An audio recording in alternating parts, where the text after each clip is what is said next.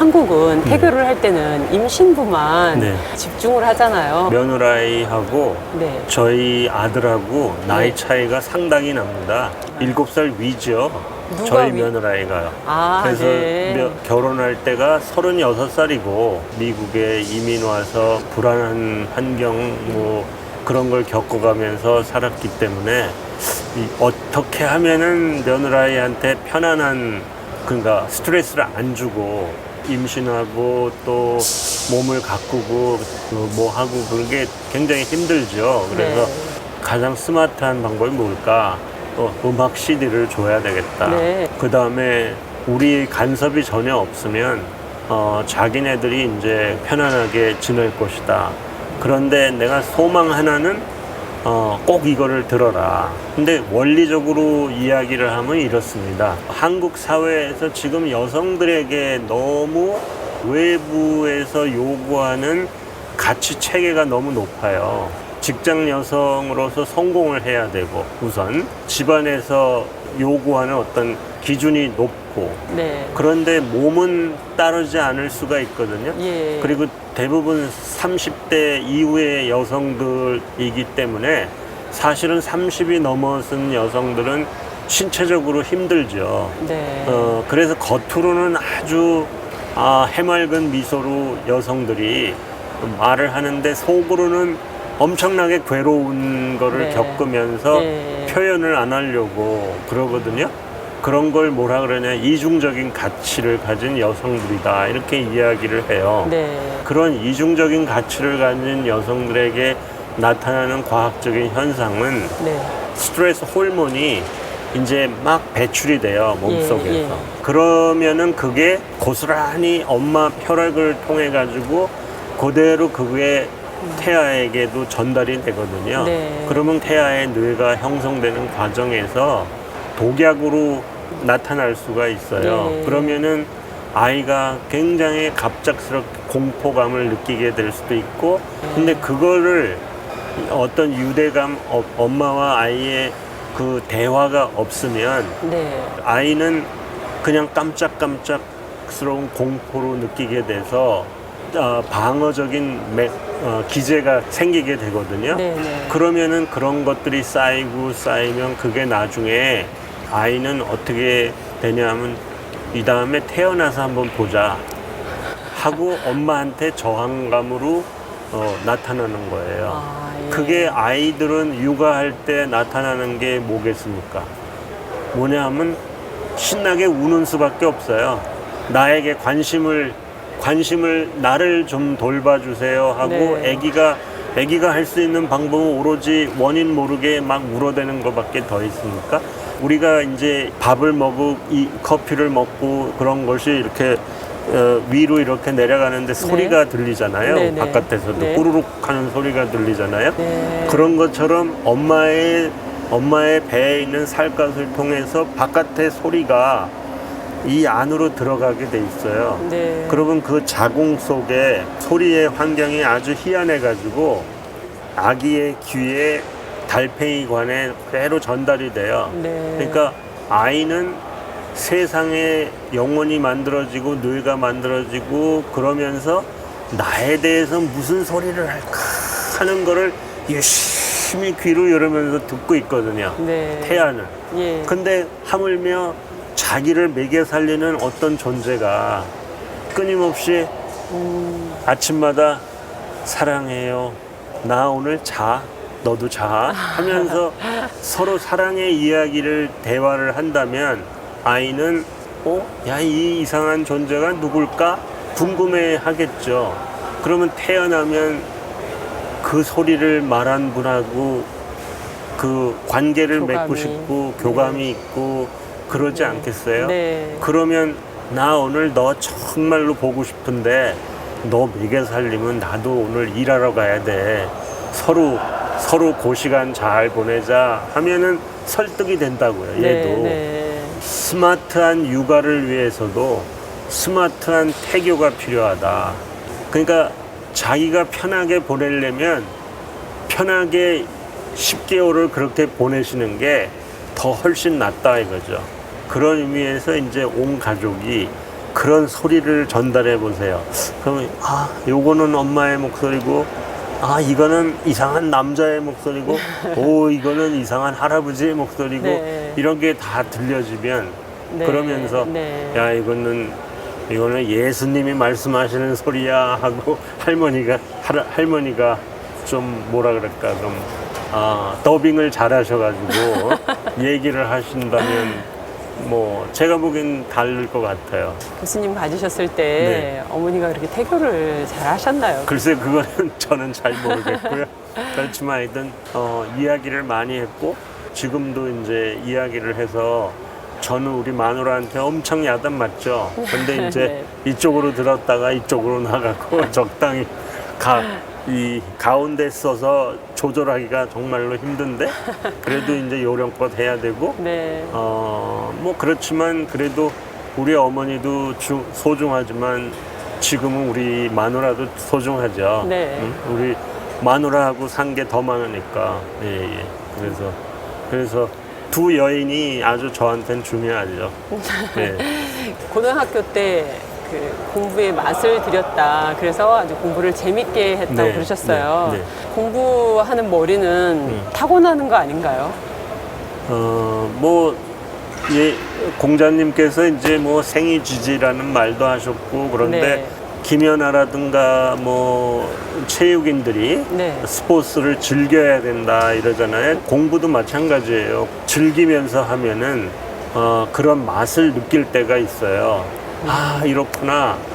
저는 뭐 공부가 되겠지만 어떤 사람은 사업이 될 수도 있고, 어떤 사람은 기술이 될 수도 있고, 그렇죠. 뭐가 될 수 있지만 네.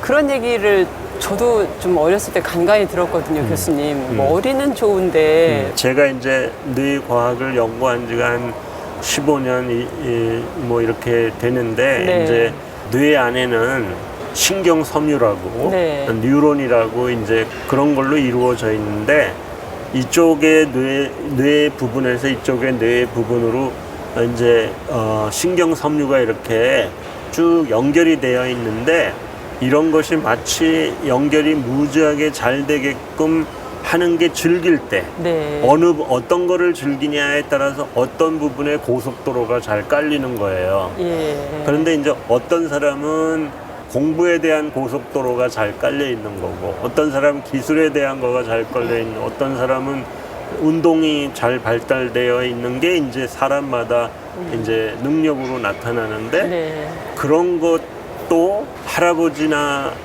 할머니들은 자기가 이룩하지 못한 꿈이 있지 않습니까? 예.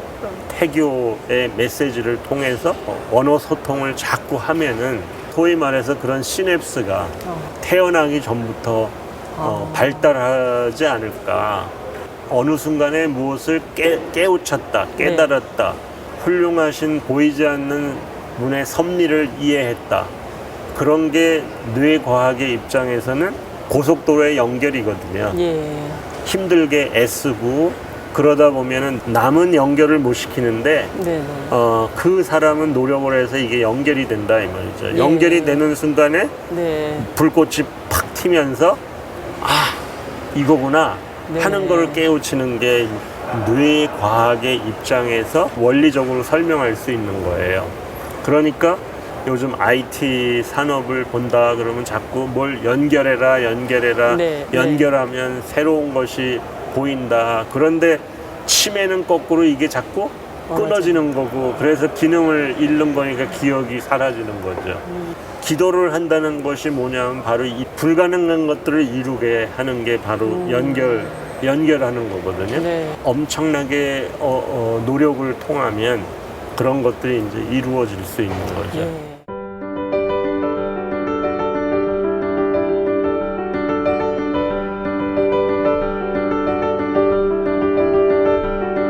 좀 행복했던 기억이 좀 있으세요? 유학 시절에?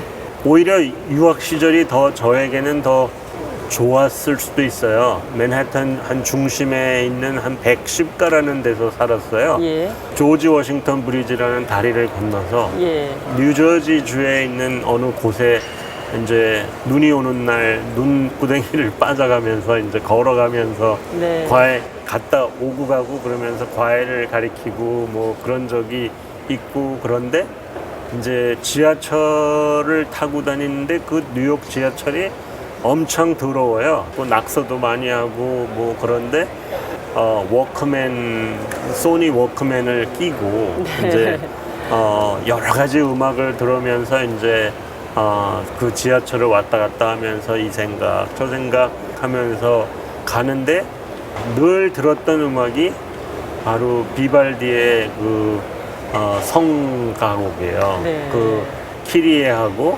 대영광송 뭐 글로리아. 이런 예. 네. 40여 분 되는 그 곡을 이렇게 들으면 네. 가슴이 참 후련하고 네. 마음도 맑아지고 정말로 기뻤어요. 네. 그때가 아마 제일 행복하고 지금도 그 음악을 듣고 그 다음에 제가 이제 공부하는 거 외에 반대되는 취미를 가져야 된다 하는 생각에서 돈을 꼬가지고 네. 이제 굉장히 좋은 스테레오 시스템을 샀어요. 샀으니까 갚아야 될 거 아니겠어요? 한국 이민한 사람들이 뉴욕에는 청과상을 많이 해요.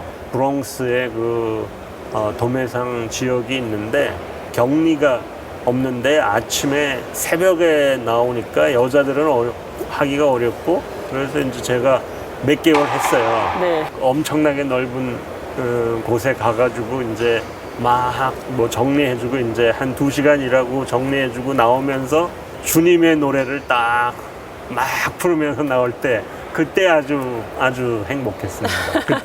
그때 다른 때 어느 때보다도 그 넓은 데서 이 뭐라 그러나 그러면서 이제 그 학교를 와서 아침에 지도 교수님 출근하시기 전에 또 돌아와서 일을 하려면 이제 빨리 와야 되니까 이제 우리 흑인들이 모여 사는 할렘가 아주 위험한 할렘가를 막 걸면서 이제 그 노래를 부르면서 학교로 올 때 네. 그럴 때 무슨 용기에서 그랬나 하는 걸 지금도 생각해 보면 이제 미사 볼 때 그런 그 음악 우리 꼭 할 때는 그때가 계속 생각이 나요. 네. 그때가 아마 제일 행복했던 것 같습니다.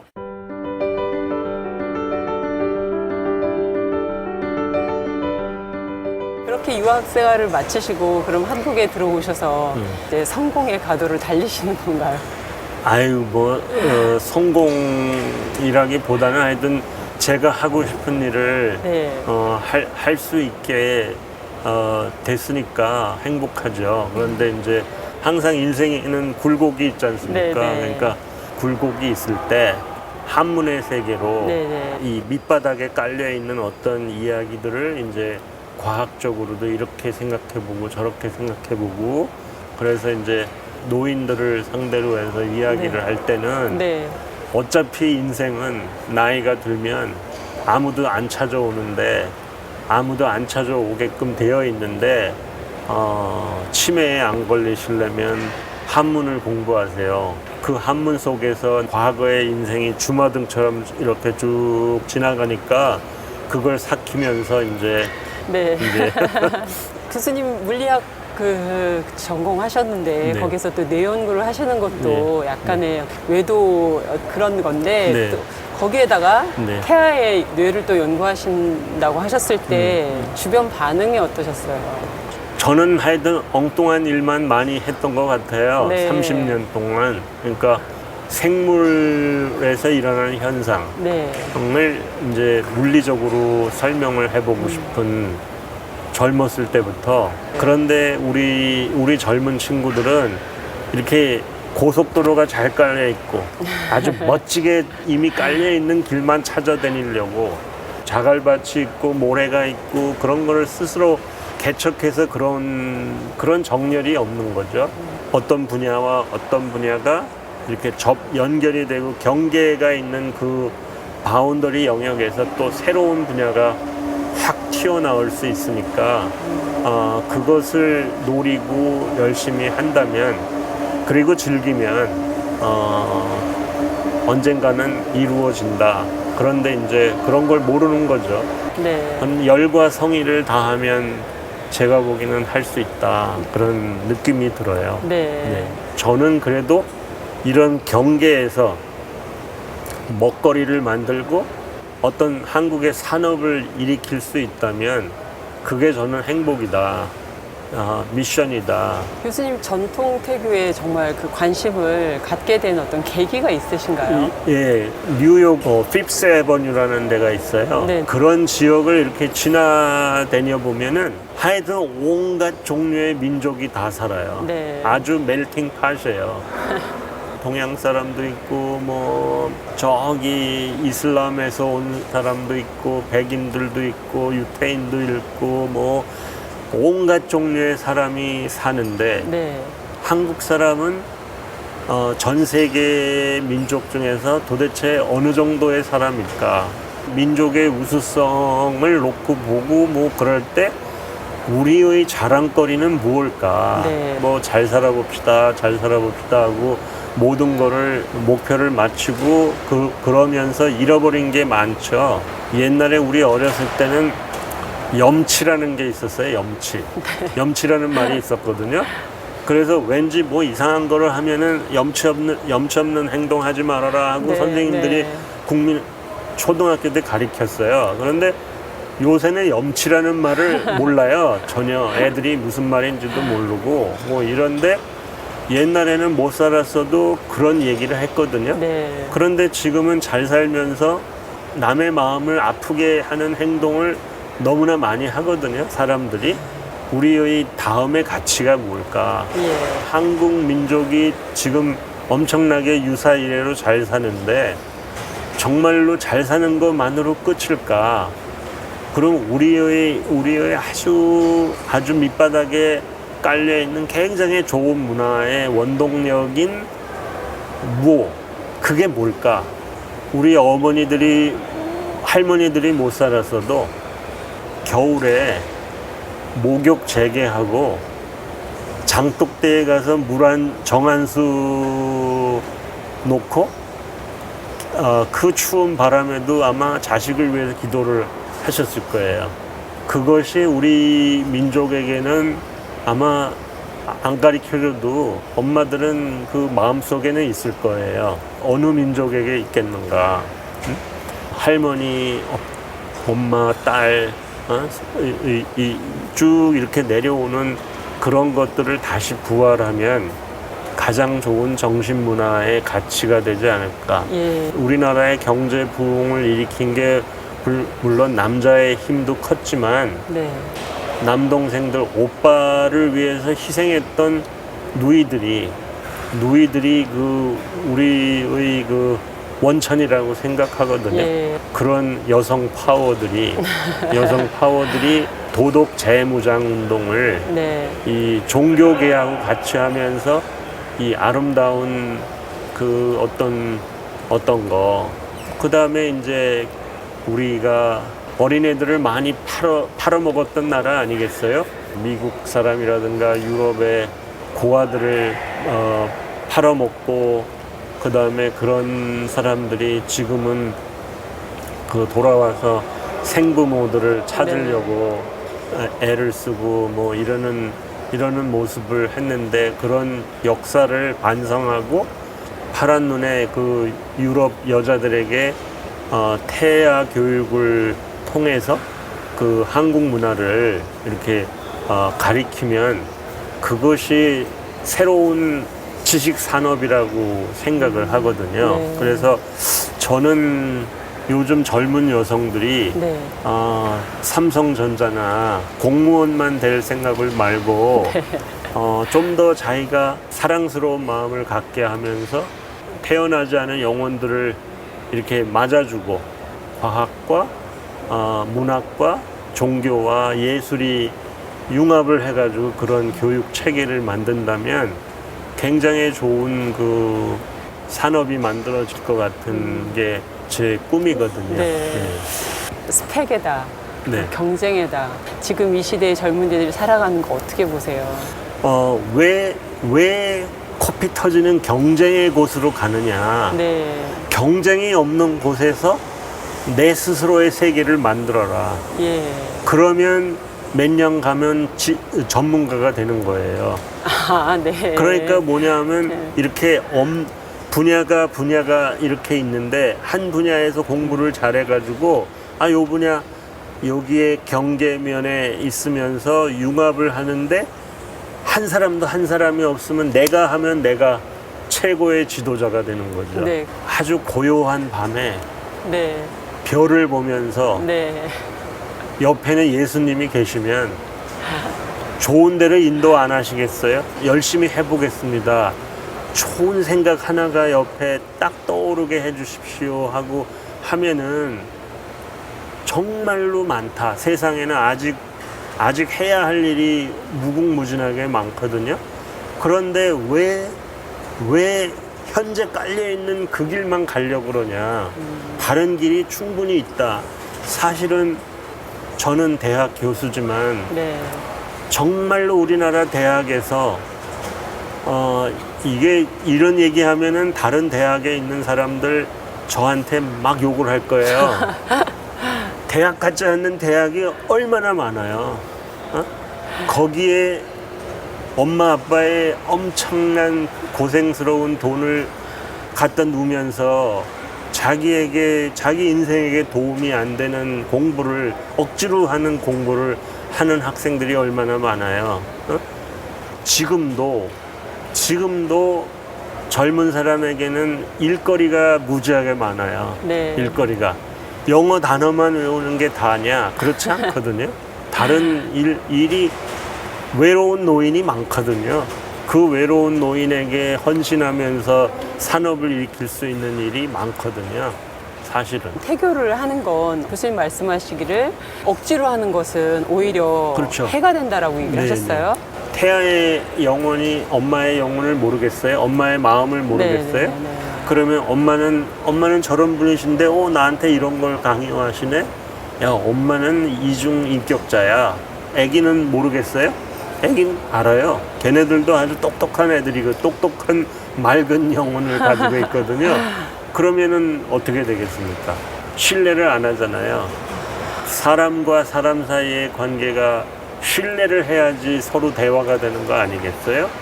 초등학교를 가면은 굉장히 쉽게 우리가 볼 수 있는 게 뭐냐 하면 선생님이 앞에서 이야기를 하시더라도 막 교실을 돌아다니는 애들이 네. 많거든요. 네. 그 주의력 결핍 네네. 환자들이에요. 예.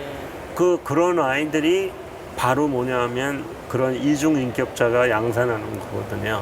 주의력이 없으면은 기억도 못하고요. 공부도 못하고요. 네. 태교 이것만은 꼭 해라 하고 말씀하시고 싶은 게 있으실까요? 그러니까 그 어떤 문제가 있어서 스트레스를 아이한테 준다 그러면 네.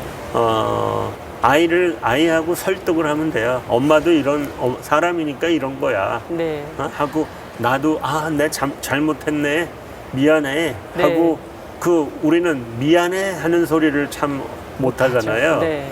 엄마가 이런 마음이었었네. 나는 참 너가 있는 걸 난 몰랐었네. 좀 이해 좀 해줘. 네. 태어나서 우리 얘기를 하자. 그러기만 하면야 일단은 엄마는 배신자가 태어나면 곤란하잖아요. 일단은. 이게 과학적으로 입증이 다 되는 거죠. 그렇죠. 그 침팬치도 네. 옹알이를 하거든요. 네. 그 옹알이를 분석을 해보면 사랑을 많이 받은 침팬지는 여러 가지 소리를 내요. 여러 가지. 예. 결핍된 침팬지 신생아는 말을 별로 못해요. 그런 것이 다 뭐냐면 뇌의 장난이구나. 사랑은 참 중요합니다. 네. 사랑의 깊이도 중요하고 네. 폭도 중요하고. 전통 태교를 교회와 함께 또 일하고 싶으시다는 이야기를 하셨어요. 네, 아주 위대하신 신부님들의 강론보다도 더 중요하다고 생각하는데 어느 음악이 확 들면은 미사 도중에도 그냥 눈물이 저절로 나오고 그럴 수 있거든요. 네. 그런데 우선 여성들이요. 네. 그 남성들보다는 여성들이 그 태양에 아주 민감해요. 예. 어둑어둑해지면 이 호르몬이라든가 뭐 이런 것 때문에 갑자기 낭만적이 될 수가 있어요.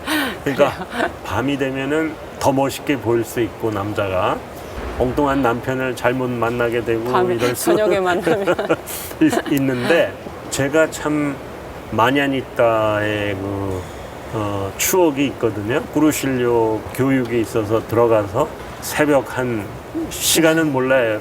무조건 일어나라고. 네. 일어나라고 그래서 뭣도 모르고 딱 일어나서 옷 입고 나오는데 그 많은 사람들이 천사같이 촛불을 들고 다 계시는데 거기를 걸어 나올 때 그 아주 감격이었거든요. 네. 그런데 그 임산부들에게 그런 모멘트를 만들어주는 태교 미사가 응? 네. 임산부가 혼자 딱 있는데 몰래 저기서 시어머니가 나오고 여기서 친정어머니가 나오고 할머니가 나와서 촛불을 같이 들고 이게 멋있게 여기 뱃속의 아이에게 얼마나 축복을 주는 거겠습니까? 네. 그래서 저는 그런 걸 몰래 서프라이즈로 그런 모멘트를 만드는 어느 교회에서도 못하는 거를 우리 한국 천주교회 아예 그 아주 미스테리로 그런 거를 하나 네. 수도원에서 한번 그런 거를 한번 그런 행사를 하면은 이 굉장히 맑은 아이들이 태어나면 얼마나 좋을까 네. 하는 게 제 생각이거든요. 갈수록 이제 사회의 악을 저지를 애들은 점점 많이 나오거든요. 그 숫자만큼 또 한쪽 옆에 굉장히 맑은 아이들이 태어날 때 좋지 않을까 하는 생각이 저는 들어요. 네. 그래서 그런 얘기들을 굉장히 우리 신부님한테도 많이 하고 그런데 신부님들이 가정을 꾸미시지 않고 네. 총각이시니까 잘 모르시는 것 같아요. 저는 이제 나이가 들수록 조금씩 또 다른 거를 알아가는데 신부님들은 또 이제 또 다른 세계에 또 계시니까 신부님들이 태중 미사를 못 하신다면 네. 수녀님들이 수도자들이 뭐래도 좀 하겠습니다. 아이, 뭐 고맙습니다. 태교 피정기라도 네. 어디서든 꼭 교회 안에서 교수님과 함께 이루어졌으면 예, 하는 바람이 저는 참 가르치고 가르치는 것보다 행동으로 네. 그런 순간 울컥하는 그런 순간이